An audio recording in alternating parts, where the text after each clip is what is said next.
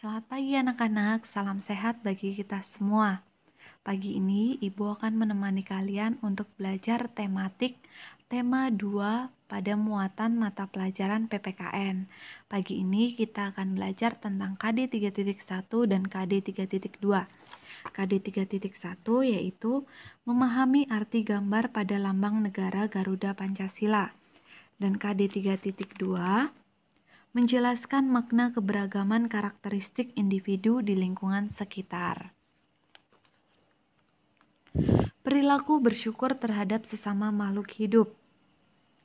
Siapa sih makhluk hidup itu? Iya benar, makhluk hidup adalah tumbuhan, hewan, dan manusia. Nah, berterima kasih terhadap tumbuhan caranya merawat tanaman dengan baik, tidak merusak dan menebang pohon sembarangan.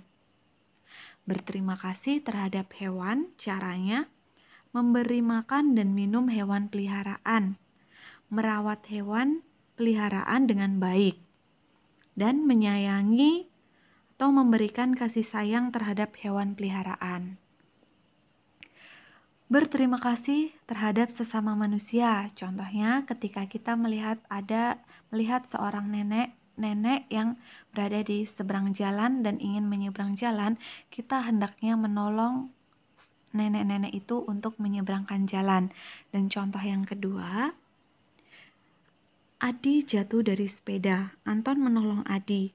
Adi mengucapkan terima kasih. Sikap Adi merupakan contoh berterima kasih terhadap sesama manusia. Begitu ya. Arti penting meminta maaf. Dengan meminta maaf, kita akan merasa lega. Hubungan dengan orang lain akan tetap baik. Untuk meminta maaf diperlukan keberanian. Anak pemberani akan meminta maaf jika telah melakukan kesalahan.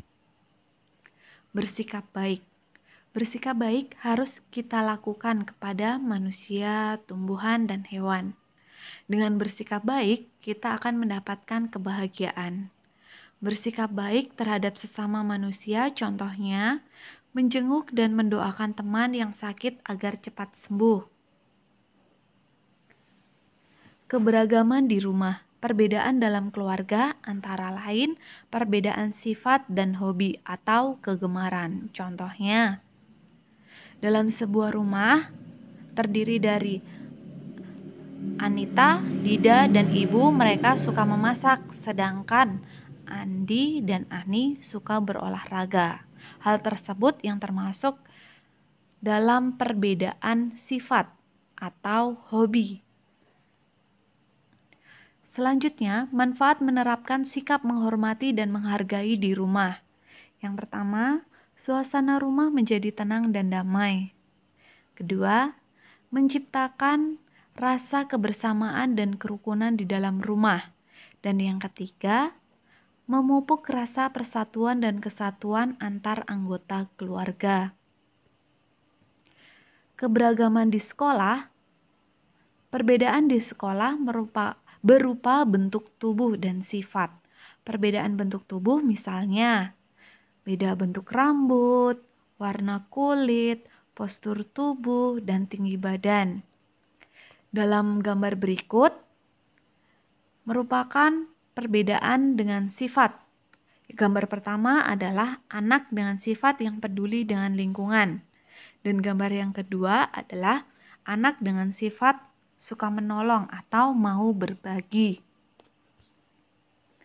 Nah, perbedaan yang ada dapat kita jadikan sebagai pemersatu bangsa. Ingat ya anak-anak, perbedaan yang ada dapat kita jadikan sebagai pemersatu bangsa.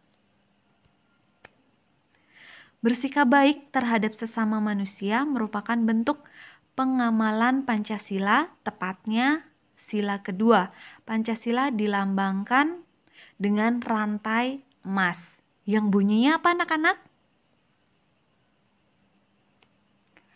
Betul, kemanusiaan yang adil dan beradab. Selanjutnya kita akan membahas tentang hak dan kewajiban anggota keluarga. Apa itu hak dan apa itu kewajiban? Kita cari tahu sama-sama ya. Nah, Kewajiban adalah sesuatu yang harus dilakukan dan dipatuhi. Lalu hak adalah sesuatu yang diperoleh. Hak dan kewajiban anggota keluarga. Siapa saja anggota keluarga? Iya, betul. Anggota keluarga terdiri dari ayah, ibu, dan anak. Mari kita lihat kewajiban dan hak yang mereka dapatkan masing-masing ya. Nah, kewajiban seorang ayah adalah melindungi anggota keluarga dan mencari nafkah. Dan hak seorang ayah adalah mendapat perlakuan baik dari anak dan ditaati perintahnya. Ayo, jadi tidak boleh nakal ya. Selanjutnya, kewajiban ibu. Perawat anak-anak, mengurus rumah tangga, menyiapkan makanan untuk anggota keluarga. Dan hak seorang ibu adalah mendapat kasih sayang anak dan dipatuhi perintahnya oleh anak. Nah, sekarang hak dan kewajiban kita sebagai anak. Kewajiban sebagai anak diantaranya menghormati orang tua, belajar dengan tekun, menjaga kebersihan rumah, menyayangi adik dan menghormati kakak. Dan hak kita sebagai anak adalah mendapat kasih sayang dari orang tua, mendapat perlindungan dari orang tua, dan mendapat kesejahteraan hidup dari orang tua. Setiap orang punya hak dan kewajiban. Semua hak harus diterima, semua kewajiban harus dilaksanakan. Kesimpulannya, antara hak dan kewajiban harus seimbang. Ingat ya, seimbang. Nah, keseimbangan antara hak dan kewajiban merupakan pengamalan sila kelima Pancasila. Bunyinya apa anak-anak? Iya, bunyinya keadilan sosial bagi seluruh rakyat Indonesia. Dan lambangnya, iya betul, padi dan kapas. Selanjutnya, tugas individu berdasarkan profesi. Profesi kata lainnya adalah pekerjaan ya. Nah, profesi atau pekerjaan adalah suatu tugas yang dikerjakan manusia untuk memenuhi kebutuhannya. Setiap pekerjaan memiliki tugas yang berbeda-beda. Menjalankan tugas dengan baik sesuai dengan pekerjaannya merupakan bentuk tanggung jawab.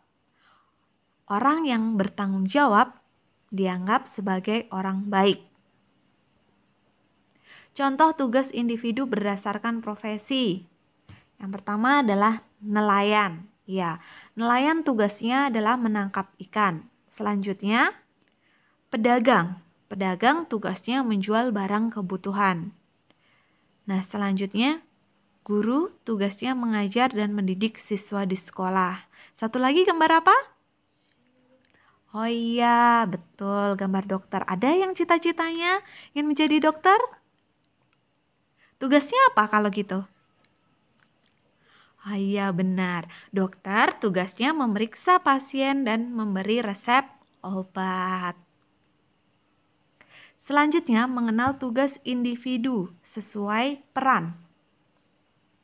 Setiap orang memiliki tugas masing-masing dalam menjalankan tugasnya. Terkadang, seseorang membutuhkan orang lain atau saling bekerja sama untuk mencapai tujuan yang sama. Dalam bekerja sama, pembagian tugas dilakukan untuk mempermudah suatu pekerjaan. Dalam bekerja sama, hendaknya saling mendukung satu sama lain, mengesampingkan kepentingan pribadi, dan bertanggung jawab atas tugas masing-masing. Ingat ya anak-anak, mementingkan kepentingan bersama daripada kepentingan pribadi. Sekian ya anak-anak yang bisa Ibu sampaikan pada pagi hari ini. Semoga kalian bisa memahaminya dengan baik. Selamat pagi, terima kasih dan Tuhan memberkati.